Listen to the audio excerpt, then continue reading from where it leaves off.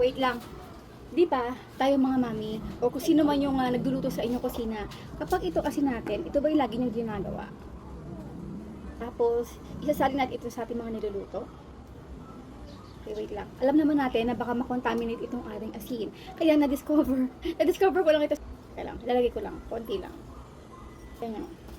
Kasi, especially kapag meron akong sore throat, nag-aasim ako, nagmumubog ako ng asin, or kahit anong pagkain, di ba, minsan malansa yung ating kamay, dinudukot natin ito directly mismo sa asin. Eto, tignan nyo.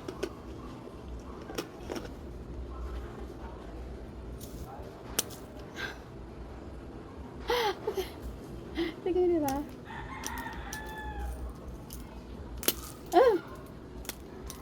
Oh, partida, medyo granulated, medium coarse yung ating asin.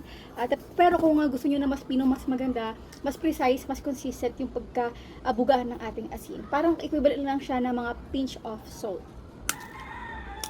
Subukan natin sa iodized salt. Ano yung ating iodized?